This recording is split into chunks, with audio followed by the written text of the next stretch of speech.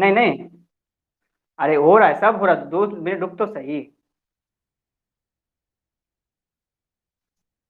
हाँ, अब दिख रहा है स्क्रीन पे, रिकॉर्डिंग भी चल रहा है, पीडीएफ भी दिख रहा है। हाँ, तो आज पढ़ेंगे हम लोग वही से जो तुमने बताया जो भी हमने पिछली क्लास में पढ़ा था उसी को रिवाइज कर रहे हैं आज। क्या पढ़ा था हमने पिछली क्लास में? फिजिकल क्वांटिटी के दो टाइप होते हैं, एक है ये स्केलर क्वांटिटी, एक होती है vector quantity.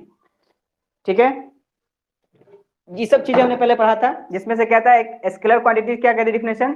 The quantity which require only magnitude to represent, मतलब जिसमें केवल मैग्नीट्यूड हो, डायरेक्शन नहीं हो, उसको कहते हैं स्केलर क्वांटिटी। First point. और वेक्टर क्वांटिटी में क्या होता है? Etch require both magnitude and direction. तो अगर कोई कहे डिफरेंस करने के लिए कि स्केलर क्वांटिटी और वेक्टर में क्या डिफरेंस है, तो ये भी कह सकते हैं द क्वांटिटी जिसमें केवल मैग्नीट्यूड होता है उसको स्केलर कहते हैं, जिसमें मैग्नीट्यूड के साथ साथ डायरेक्शन भी होता है उसको वेक्टर क्वांटिटी कहते हैं।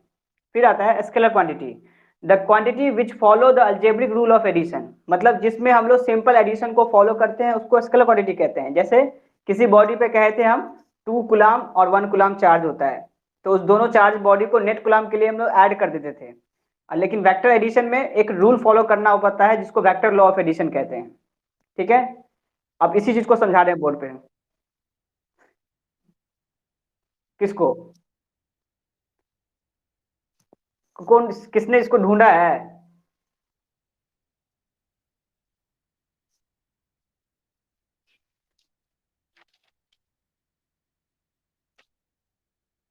हाँ, बात तो सही है, न्यूटन ने किया था। हाँ, वही किया है, वही किया है। और जो हम लोग ट्वेल्थ का पूरा जो मैथमेटिक्स पढ़ते हैं ना, वो सारा चीज न्यूटन के बेस पे है। तो कैलकुलस जो हम लोग पढ़ते हैं वो कैलकुलस न्यूटन ने ही डिस्कवर किया था, उसको अपने फॉर्मूले को प्रूव करने में जो।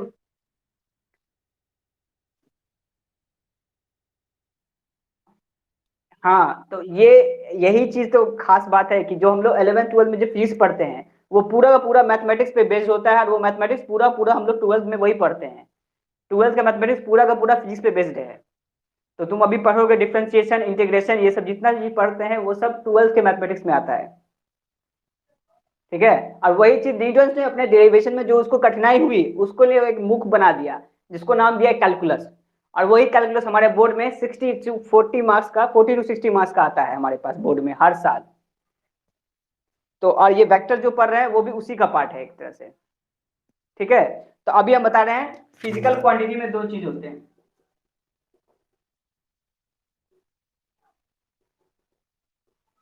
इसमें कह रहे हैं, एक बात बताया मैंने, क्या चीज?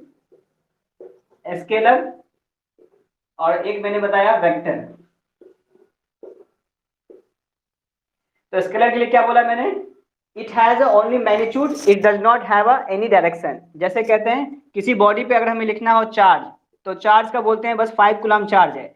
हम ये नहीं बोलते हैं कि चार्ज प्लस लेफ्ट में जा रहा है या राइट में जा रहा है, हम ऐसा नहीं कभी कहते हैं। वो मूविंग चार्ज और कंडीशन नहीं लिखते, हम लोग सिर्फ लिखते हैं किसी बॉडी पे चार्ज है, कितना है नेट चार्ज, तो लिखते हैं 5 कूलम प्लस में, या बोलते हैं माइनस में 5 कूलम। ये प्लस माइनस 4 कूलम बता रहा है, उसका मैग्नीट्यूड बतला रहा है, डायरेक्शन नहीं बदला रहा है। लेकिन अगर कोई वेक्टर में लिखते हैं हम लोग, ऐसे लिखेंगे फोर्स, तो फोर्स लिखने पे हम लोग बोलते हैं 5 न्यूटन फोर्स लेफ्ट, या बोलते हैं 5 न्यूटन फोर्स डाउनवर्ड डायरेक्शन में बोलना पड़ता है। क्योंकि इसके साथ साफ समझ रहा है कि जब भी कोई फोर्स लगाता है तो मैग्नीट्यूड के साथ साथ उसमें डायरेक्शन भी लगता है, अगर डायरेक्शन नहीं होगा तो वो बोलेंगे वेक्टर क्वांटिटी नहीं है। सही है, तो जितने भी चीजें हम लोग पढ़ते हैं वेक्टर के एग्जाम्पल, जिसमें फोर्स आया, एक्सेलरेशन आया, और वर्क डन आया, डिस्प्लेसमेंट आया, ये जितने भी चीज हमने पढ़ा है ये सब वेक्टर क्वांटिटी में आती है। स्केलर में क्या आती है हमारे पास? डिस्टेंस, या बोलते हैं करंट आती है, क्योंकि करंट के लिए हम लोग बोलते हैं डायरेक्शन हो जरूरी है, वो किधर भी मूव कर सकता है, लेफ्ट में, राइट में, लेफ्ट में। और लिखने की जरूरी नहीं है कि हम बोलते हैं कि लेफ्ट में करंट मूव कर रहा है, बस करंट का एम्पियर मैग्नीट्यूड डिपेंड करता है, वो हमारे लिए जरूरी है। तो 5 एम्पियर करंट मूव कर रहा है, बस इतना जरूरी है हमारे जानना।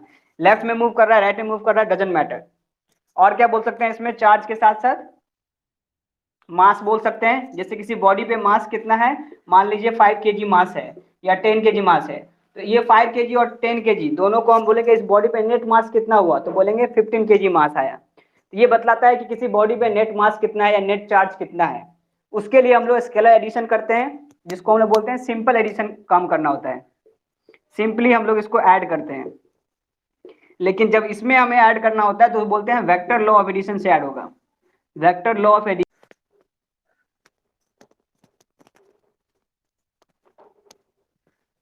नेक्स्ट थिंग है इसमें, इनके एग्जांपल समझ में आ गया कि स्केलर के एग्जांपल क्या हो सकते हैं, वेक्टर के एग्जांपल क्या हो सकते हैं।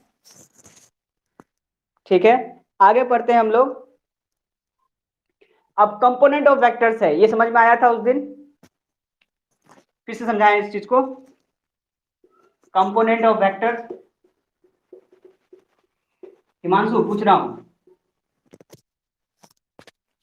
अच्छा ठीक है, तो इसमें कंपोनेंट ऑफ वेक्टर्स में बोलते हैं, क्योंकि स्केलर में कोई वेक्टर का कोई कंपोनेंट नहीं निकालना होता है, सिंपली उसको ऐड के लिए कोई सिंपल तरीका है, लेकिन वेक्टर में कुछ अलग तरीके हैं, इसलिए उसको पढ़ना पड़ता है। तो हम लोग पूरा कुछ पढ़ रहे हैं वेक्टर के बारे में, स्केलर के बारे में बस इतना इंफॉर्मेशन जरूरी है। ठीक है, तो अब वेक्टर में पढ़ रहे कंपोनेंट। मान लीजिए एक एक्सिस लेते हैं जिसके एक वेक्टर लिया मैंने ए, उसको मैंने बोला अगर ये वेक्टर ए है जो कि एक्स एक्सिस से थीटा एंगल बना रहा है, तो हम बोलेंगे इस वेक्टर का x के अलॉन्ग कितना वैल्यू होगा, तो बोलेंगे A X equal to A cos theta. क्योंकि जब भी हम लोग लिखते हैं ट्रिग्नोमेट्री में किसी भी राइट एंगल ट्रायंगल में ये होता है बेस, तो परपेंडिकुलर बेस अपॉन हाइपोटेनस को बोलते हैं कॉस थीटा। तो अगर मैं ए एक्स अपॉन ए लिखूंगा तो वो हो जाएगा कॉस के बराबर। अगर इस ट्रायंगल में मैं लिखूंगा कॉस थीटा तो लिखूंगा ना बेस अपॉन हाइपोटेनस, और यहाँ पे बेस क्या है, बेस है हमारे पास ये ए एक्स, तो लिखा ए एक्स। अच्छा मैं इसको ए एक्स क्यों नाम दे रहा हूँ, क्योंकि ये वो डिस्टेंस है जो कि एक्स डायरेक्शन में नापा गया डिस्टेंस है, इसलिए इसका नाम पड़ा ए एक्स। और हाइपोटेनस कितना है, ये हाइपोटेनस ए है, उसको मैंने लिखा ए। तो यहाँ से आ गया A X equal to A cos theta के। बात समझ में आई, ये क्यों लिखा मैंने ए कॉस थीटा। फिर लिखेंगे सिमिलरली इसी राइट एंगल ट्रायंगल में, अगर ये एंगल राइट एंगल ट्रायंगल है तो बोलेंगे फिर इसके लिए साइन थीटा निकालेंगे, तो क्या लिखेंगे, साइन थीटा होता है हाइट, हाइट अपॉन हाइपोटेनस, या कुछ लोग इसको बोलते हैं परपेंडिकुलर बाय हाइपोटेनस। तो अब हाइट कितना है इसका, ये है, और जिसको क्या नाम दिया मैंने ए वाई, तो लिखूंगा मैं ए वाई हाइट है, क्योंकि मैंने हाइट नापा है वाई एक्सिस में, जो डिस्टेंस यहाँ पे ए वाई है वही डिस्टेंस यहाँ भी ए वाई है, तो जो डिस्टेंस मैंने यहाँ नापा है ए वाई उसको मैंने लिखा है हाइट, और जो इसका हाइपोटेनस है वो अभी भी ए है, तो उसको लिखा मैंने ए। तो यहाँ से आ गया therefore A Y equals to A sine theta. ठीक है, ये बतलाता है कि इसका दो कंपोनेंट मिला वेक्टर ए का, एक एक्स के अलॉन्ग एक मिला वाई के अलॉन्ग। इसमें कोई दिक्कत है, ठीक ठीक, आगे बढ़ते हैं, मिटाए ये। हाँ, अब लिखेंगे नेक्स्ट हेडिंग,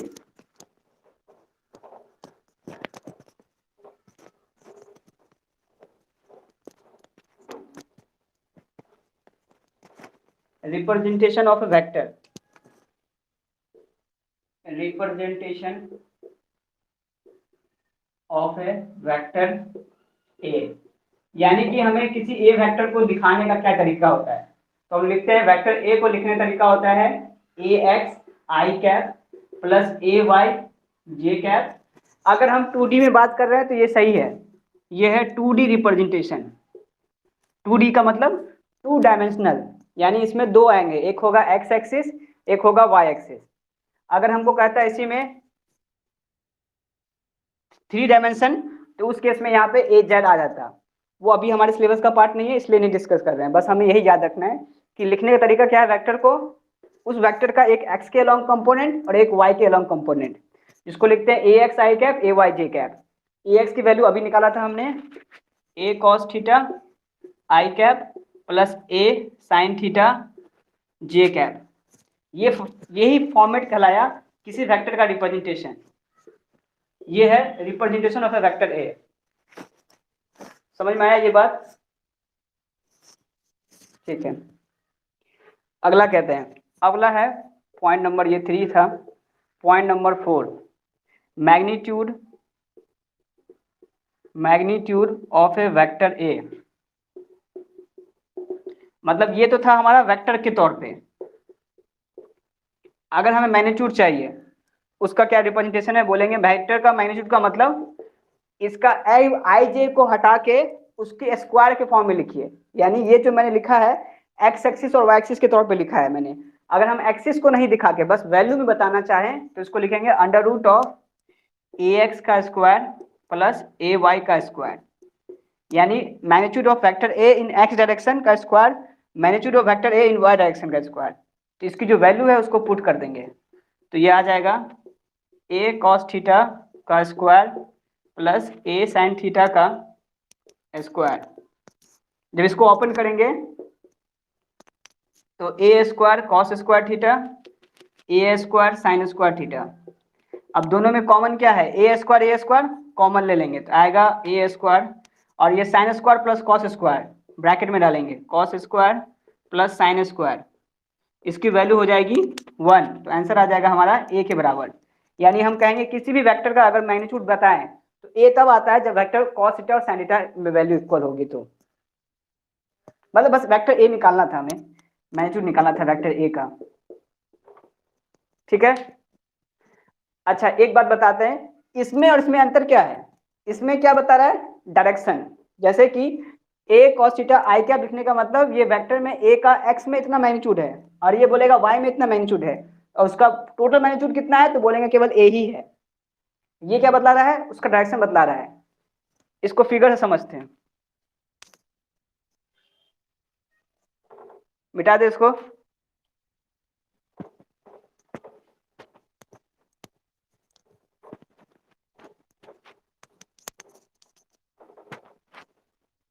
जैसे देखो हम कह रहे हैं कोई भी एक पॉइंट पे लिए हमने, ये पॉइंट है कोई पॉइंट वेक्टर ए का, तो इस पॉइंट ए को लिखने का तरीका है कि इसका एक्स में कितना डिस्टेंस ट्रेवल किया, जिसको लिख रहे हैं हम लोग ए एक्स, और इसने वाई में कितना डिस्टेंस ट्रेवल किया, इसको लिख रहे हैं ए वाई। तो हम बोलेंगे इस वेक्टर ए का वेक्टर रिप्रेजेंटेशन क्या है, तो बोलेंगे ए कॉस थीटा ए वाई थीटा, ये है इसका वेक्टर रिप्रेजेंटेशन, ठीक है। अगर बोलता है कि इसका मैग्नीट्यूड कितना है तो हम बोलेंगे इस वेक्टर रिप्रेजेंटेशन का मैग्नीट्यूड निकालने का मतलब है इसके यहां से यहां तक का डिस्टेंस, क्या बोलेंगे, ये मान लो ओरिजिन है तो बोलेंगे ओरिजिन से पॉइंट ए के बीच के डिस्टेंस को बोलते हैं उसका मैग्नीट्यूड। तो इसको कितना लिखेंगे, under root of A cos theta का square plus A sine theta का स्क्वायर। ये बतलाता है कि इसके बीच का डिस्टेंस कितना है। तो आप समझ में आया है इसका क्या मतलब है, इस पॉइंट का कोऑर्डिनेट क्या है, ध्यान से सुनना। इसका क्या मतलब है, इस पॉइंट का कोऑर्डिनेट क्या है, कोऑर्डिनेट का मतलब ए cos theta I cap plus A sine theta J cap, ये इसका कोऑर्डिनेट बतलाता है जो उसको वेक्टर रिप्रेजेंटेशन कहते हैं। लेकिन अगर वे पूछे मैग्नीट्यूड क्या है तो हम बोलेंगे ओ से ए के बीच का डिस्टेंस को कहते हैं उसका मैग्नीट्यूड। तो लिखेंगे O A distance is called as magnitude.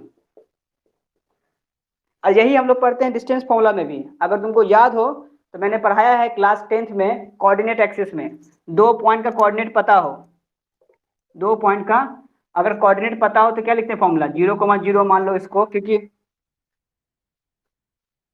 बस हाँ हाँ तो वही लगा रहे हैं। देखो x1 माइनस x2 करेंगे तो ये इसका स्क्वायर करने पे माइनस का स्क्वायर प्लस हो जाता है, तो इसलिए लिख रहे हैं ए कॉस थीटा का स्क्वायर। अब 0 माइनस का ए साइन थीटा करेंगे स्क्वायर करेंगे तो फिर से ये माइनस साइन का स्क्वायर करने पे प्लस हो जाएगा। तो ये नहीं कुछ, ये बस डिस्टेंस ही है, इन दोनों के बीच का डिस्टेंस है जिसको हम लोग कहते हैं मैग्नीट्यूड। समझ में आई बात। तो हम लोग लिखते हैं इस तरीके से, लेकिन किसी ने बताया नहीं कि इसको डिस्टेंस ही कहते हैं। लेकिन जब तो पढ़ोगे मैथमेटिक्स में, ये चैप्टर भी आता है वेक्टर कैलकुलस, हमें मैथमेटिक्स में ही पढ़ना होता है, तो वहां बताएंगे इस चीज को डिस्टेंस ही क्यों कहते हैं, यही वो रीजन है। समझ गए बात को अच्छे से। अब कोई कंफ्यूजन नहीं होगा कि वेक्टर रिप्रेजेंटेशन में और मैग्नीट्यूड में क्या अंतर है, दोनों चीज क्लियर कर दिया मैंने। आगे बढ़ते हैं।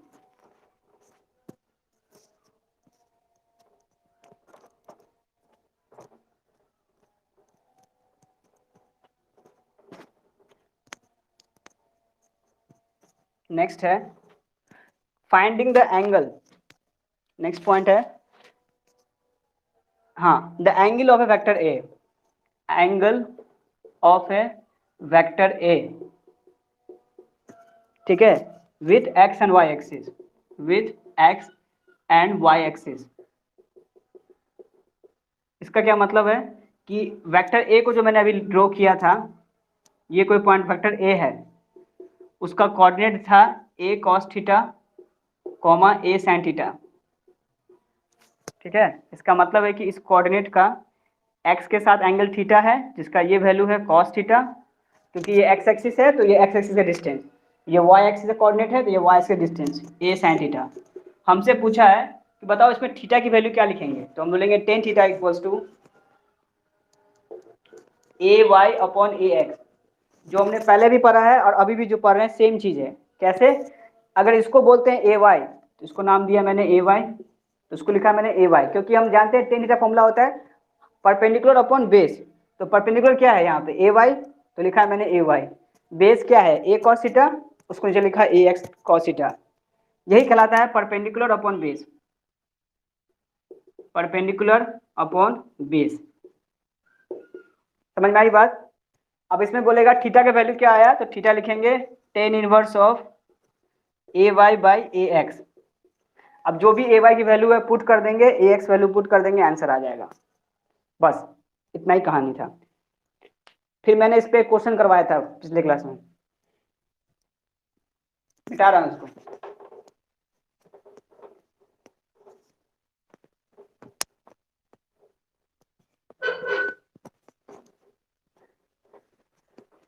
अब इसमें क्वेश्चन क्या कहता है, magnitude of a vector is 25। Question क्या था, किसी वेक्टर का मैग्नीट्यूड गिवन है, लिखेंगे और magnitude of a vector is 25, ठीक है, and the angle is with x axis is 210 degree, then find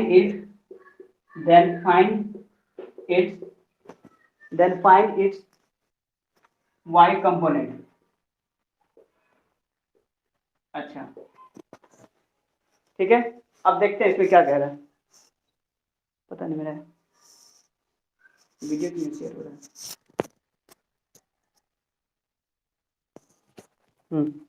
मतलब कह रहा है क्वेश्चन में, सब लोग सुन रहे हैं ना? मतलब कह रहा है क्वेश्चन, मैग्नीट्यूड दे रखा है वेक्टर का कितना 25। तो मैंने अभी बताया मैग्नीट्यूड का मतलब है ओरिजिन से उस पॉइंट ए का डिस्टेंस, वो कितना दिया है 25, जिसकी वैल्यू क्या होती है वेक्टर ए का मैग्नीट्यूड लिखते हैं। और उस पॉइंट ए का अगर हमें कोऑर्डिनेट लिखना हो तो क्या लिखते हैं फॉर्मूला में, ए कॉस थीटा कॉमा ए साइन थीटा। ठीक है, इतना बात हम जानते हैं। और एंगल दे रखा है 210 डिग्री, एंगल दिया है 210 डिग्री। अब 210 डिग्री इतना छोटा एंगल तो होगा नहीं, ये एंगल कितना होगा, इतना बड़ा एंगल होगा, क्योंकि ये 180 से ज़्यादा डिग्री है, तो 180 यहाँ बना, 180 से ज़्यादा यहाँ तक बनेगा, तो इस एंगल को बोलेंगे हम लोग 210 डिग्री। हमसे पूछा है सिर्फ इस वेक्टर ए का y कंपोनेंट क्या है, तो इसमें मैंने लिखा है x कंपोनेंट और y कंपोनेंट भी लिखा है। x में कितना है तो लिखेंगे x कंपोनेंट लिखते हैं equals to a cos theta, और y कंपोनेंट लिखते हैं a sin थीटा। अब जिसको cos 210 की वैल्यू पता है उनके लिए तो चीज़ें आसान है।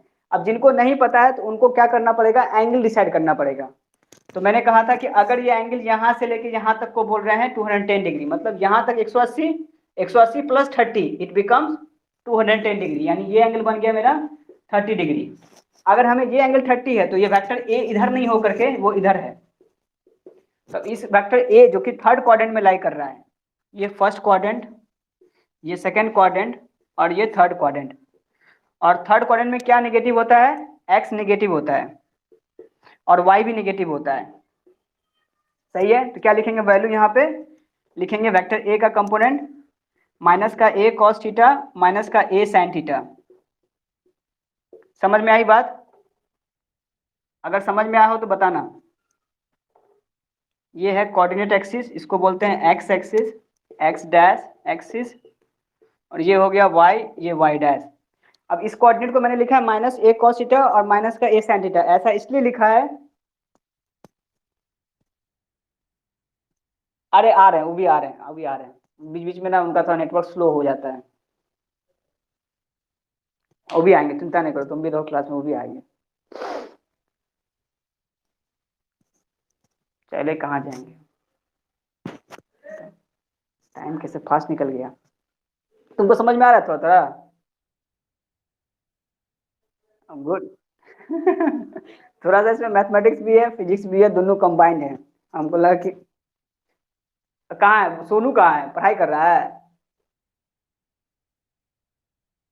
तो देख नहीं रहे हैं क्लास को, उनके क्लास काम का चीज है ये सब चीज तो। अच्छा छोड़ो तब, बताना भैया को कि अगर अच्छा हम डालेंगे ना यूट्यूब पे, ये भी वीडियो जो अभी बना रहे हैं ना, ये भी रिकॉर्ड होगा, ये भी पब्लिश हो सकता है वहां पे। तो देखता है वीडियो? हाँ, आए मन तो। ठीक है। अब देखो क्या बता रहे थे, ये एंगल यहाँ से लेके 210 यहाँ तक बनेगा। तो हमने बोला ये एक्स एक्सिस है, तो एक्स एक्सिस पे इतना एंगल बनता है 180 डिग्री। तो 180 में कितना जोड़ेंगे जो 210 होगा, 30 डिग्री। तो ये एंगल मिल गया मुझे 30 डिग्री, रिमेनिंग एंगल। अब हमने कहा कि कोई भी कोऑर्डिनेट अगर थर्ड कोऑर्डिनेट में लाई करता है तो उसके दो कंपोनेंट होंगे, एक होगा माइनस कॉस थीटा और माइनस साइन थीटा। यानी इसमें एक्स भी निगेटिव होगा, यानी ये डिस्टेंस जो यहाँ से मेजर करेंगे इस डिस्टेंस को बोल रहे हैं एक्स कोऑर्डिनेट। ठीक है, ये वैल्यू हो गई माइनस का ए कॉस थीटा। और इसमें जो वाई कोऑर्डिनेट का डिस्टेंस है वो ये है, जो कि ये डिस्टेंस कितना है, ए साइन थीटा। और ये भी निगेटिव में है। तो दोनों डिस्टेंस का अगर कोऑर्डिनेट लिखेंगे तो लिखेंगे ए कॉस थीटा और ए साइन थीटा। और हमें ए पता है कितना, 25, पुट करेंगे कॉस 30 डिग्री, पुट करेंगे आंसर आ जाएगा। यही इसमें मोटा मोटी करना था। तो हमें एक्स कोऑर्डिनेट की वैल्यू आ गई -25 कॉस 30 डिग्री। कॉस 30 की वैल्यू कितनी होती है ईमान? हाँ कॉस 30 की वैल्यू, हाँ √3/2। तो हो गए -25 इंटू √3/2। और अगर y कंपोनेंट निकालेंगे तो क्या पुट करेंगे इसमें, a साइन थीटा। तो लिखेंगे माइनस का 25 इंटू साइन थर्टी मतलब, हाँ 1/2। वेरी गुड, ये दोनों आंसर आ गया हमारा, हमसे पूछा था बस ये आंसर, तो हमारा आंसर आ गया 25/2। इस क्वेश्चन का बस इतना ही मकसद था। अच्छा क्वेश्चन है, थोड़ा सा डेप्थ नॉलेज चाहिए, लेकिन बन जाएगा, इतना मुश्किल भी नहीं है। अब मैंने पीडीएफ शेयर किया है, उसमें ये चीज़ है वहाँ पे सॉल्व ये क्वेश्चन। ठीक है, आगे बढ़ते हैं।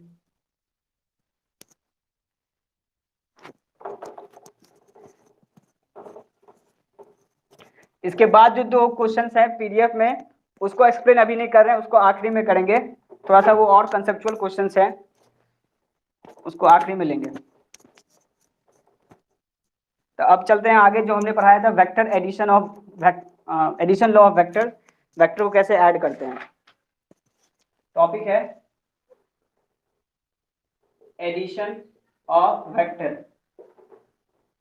तो पहला इसमें कहता है if two vectors are given like this. मान लो वेक्टर ए एक ऐसा है, दूसरा वेक्टर एक ऐसा है, इन दोनों को हमें ऐड करना हो तो क्या करेंगे, इसमें हम वेक्टर ए को ऐसे लिखेंगे। और मैंने कहा था किसी वेक्टर को लिखने का दो तरीका है, इनके हेड टू हेड को लिखो, इनको कहते हैं टेल, और इसको कहते हैं हेड। क्योंकि इनका जो टेल है वो फिक्स्ड होता है, मतलब ओरिजिन पॉइंट फिक्स है, लेकिन जो एंडिंग पॉइंट है वो फिक्स्ड नहीं है। तो उसको हम लोग बोलते हैं इसको हम लोग कहते हैं रे भी कह सकते हैं। तो रे जिसका एक पॉइंट फिक्स्ड हो और दूसरा पॉइंट फिक्स ना हो तो उसको कहते हैं हम लोग वेक्टर। इसका ये टेल हुआ और ये हुआ हेड। इसमें हम इस वेक्टर को ऐड कर रहे हैं, तो हम इसको यहाँ नहीं ऐड करके इसको आगे ऐड कर रहे हैं।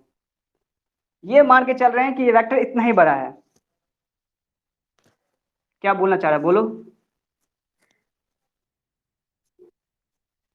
अच्छा अभी मेरा क्लास पूरे रिवीजन करवा रहे थे, तो हम तो आगे बढ़ जाते हैं। तो ठीक है। अब वेक्टर,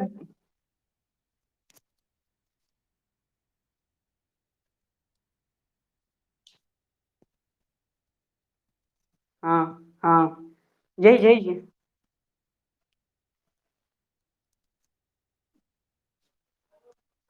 किस चीज को मतलब, हाँ टेल टू हेड है, हाँ हेड टू हेड कहाँ बोल रहे हैं, हम हेड टू हेड नहीं बोल रहे हैं, हम यही कह रहे हैं कि जो टेल है ना, वो टेल से टेल नहीं जोड़ के हेड को टेल से जोड़ना है, मतलब प्लस माइनस वाला कहानी है। हाँ तो वही लोग करवा रहे हैं, नया कुछ नहीं बोल रहे हैं, अगर निकल गया मुंह से तो गलती से निकल गया होगा, लेकिन यहाँ पे वही कर रहे हैं, इस वेक्टर के लिए ये टेल कहलाया और ये कहलाया हेड, तो हम लोग कहेंगे फिर से इस टेल को हेड से जोड़ दिए और इसको दोनों ज्वाइन कर दिए। ये जो नया वेक्टर जो ज्वाइन किया मैंने, इसी को कहते हैं रिजल्टेंट वेक्टर। जो तुमको फिगर में दिया नहीं रहेगा, तुम्हें अपने मन से समझना पड़ेगा कि इसका रिजल्टेंट वेक्टर इस डायरेक्शन में होना चाहिए, यानी कि इसके टेल से दूसरे वाले के हेड में, लास्ट वाले के हेड में जोड़ेंगे तो वो रिजल्टेंट वेक्टर कहलाता है। इसी को कहते हैं vector law of addition for triangle. Triangle में वेक्टर लॉ एडिशन इसी को कहते हैं। अब इसमें क्या डाउट है तुमको बताओ, क्योंकि ये थर्ड वेक्टर जो लेते हैं ना हम लोग, अपने से लेना पड़ता है।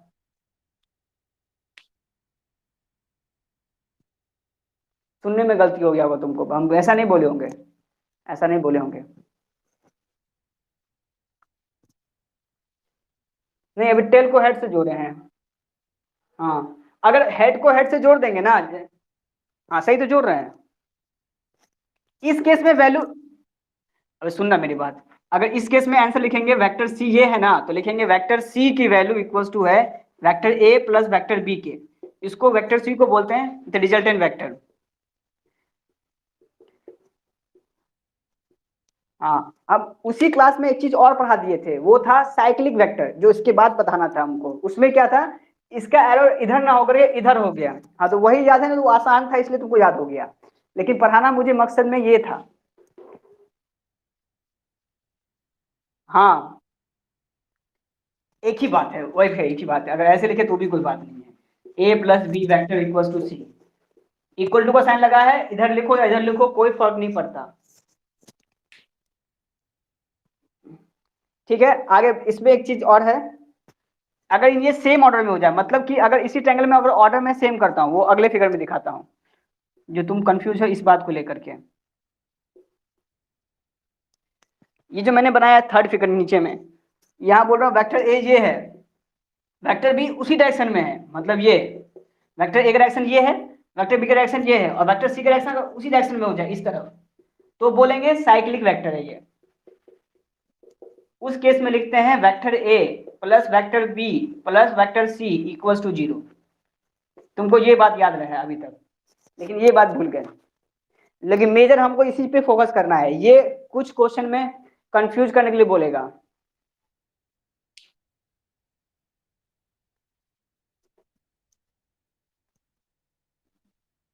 चलो ठीक है फिर। हाँ तो ये सही है, तो ये फिगर यही बनेगा। ध्यान रहे इस फिगर में क्या है डायरेक्शन, वेक्टर ए का डायरेक्शन इस तरफ से दिए हैं, वेक्टर बी इधर है, और वेक्टर सी का इधर नहीं दे करके इधर दिए हैं डायरेक्शन, तो एरो इधर मार्क है। शायद उस समय क्वालिटी वीडियो का अच्छा नहीं होगा, इसलिए तुमको समझ में नहीं आ पाया होगा। अभी वीडियो क्वालिटी सही है, सच में। लड़का हमको तो बिल्कुल बना देगा ऐसे में। मिटा रहा हूँ, रिकॉर्डिंग चल रहा है, इसे पब्लिश भी करना है, तो ऐसे नहीं कर सकते।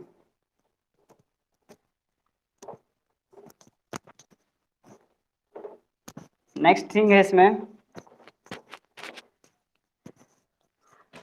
आगे से पढ़े थे हम लोग parallelogram law, parallelogram, parallelogram rule of addition.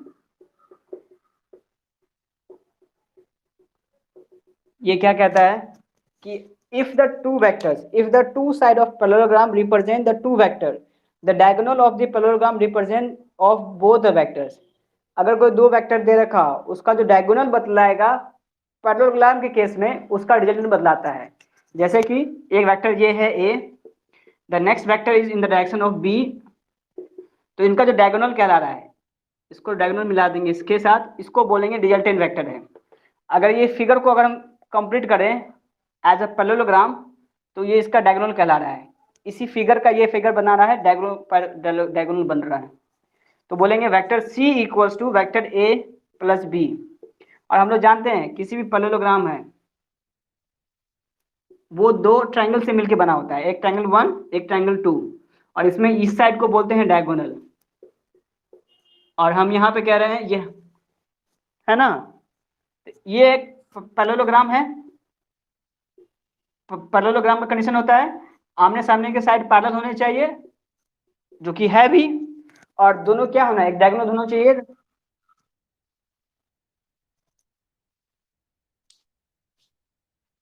अच्छा, तो माइक को हमको मतलब रिकॉर्डिंग ऑफ करना पड़ेगा, बात वो दिक्कत है। तो मेरा रिकॉर्डिंग ऑन है, वो चीज पब्लिश होगा तो तुमको दिक्कत होगी ना, फिर हमको खाली जगह से जाएगा, मैं रिकॉर्डिंग में पब्लिश होगा यूट्यूब पे ना, हमको बताते रहना पड़ेगा रिकॉर्डिंग चल रहा है। हाँ तो वही तो कह रहे हैं कि is the shape of a parallelogram, क्योंकि इसका कंडीशन फुलफिल कर रहा है, if the both the sides are parallel, तो उसको पैरेललोग्राम कहते हैं। और हर पैरेललोग्राम में एक डायगोनल होता है जिसको बोलते हैं, दो ट्रायंगल को डिवाइड करता है। एक पैरेललोग्राम दो ट्रायंगल में अंदर डिवाइड होता है, ट्रायंगल नंबर 1, ट्रायंगल नंबर 2, और इसमें जो थर्ड ट्रायंगल का जो डायगोनल साइड है उसको कहेंगे रिजल्टेंट वेक्टर। सही है, सही है। तो हम लोग कह दिए C equals to A plus B के, जहां कह रहे हैं ये जो C वेक्टर है ये रिजल्टेंट वेक्टर है। ये तब रिजल्टेंट वेक्टर है जब कोई वेक्टर A ऐसा होना चाहिए और वेक्टर B उसी डायरेक्शन में होना चाहिए, और जो थर्ड वेक्टर है वो है C, वो इस डायरेक्शन में होना चाहिए, इसको बोलते हैं थर्ड वेक्टर, जो कि रिजल्टेंट होना चाहिए A और B का, जो C वेक्टर बन गया। समझ में आई बात? ठीक है, अब इसमें आगे बढ़ते हैं। Magnitude of the vector C। अब हमें क्या करना है, इसी वेक्टर को और डिटेल में समझेंगे कि इसका मैग्नीट्यूड कैसे निकालेंगे रिजल्टेंट वेक्टर का। ठीक है, ये फिगर और ये फिगर एक ही जैसा है, और ये फिगर भी एक ही जैसा है, हम बस समझाने के लिए एग्जांपल्स बढ़ा दिए हैं। आगे कहता है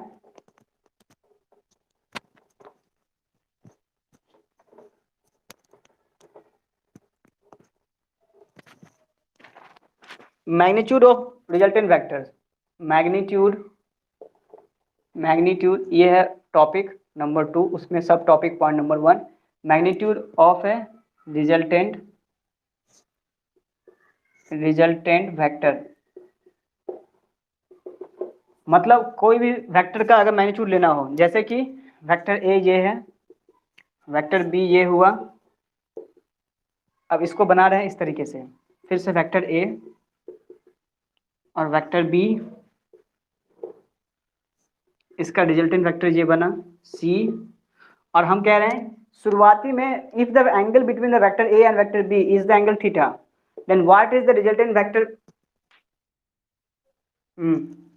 तो हमने क्या किया था, इस पर एक रेक्टेंगल ड्रॉ कर रहे हैं इमेजनरी, इसको एक्सटेंड किए थे, इस एंगल को कहे थीटा है, और ये वेक्टर ए है, और इसका हमने वेक्टर बी का इस एक्स के एक्सिस के अलॉन्ग मैंने कंपोनेंट तोड़ा था, जिसको रखा था मैंने बी कॉस थीटा होगा, एक होगा बी साइन थीटा। सही है, और मैंने क्या कहा, ये फिगर चल रहा है, मेरा रेड सिग्नल हो रहा है, पिप पिप पिप पिप चल रहा है, हम रिकॉर्डिंग ऑन चालू है, हमको दिख रहा है स्क्रीन पे। रुक जाओ।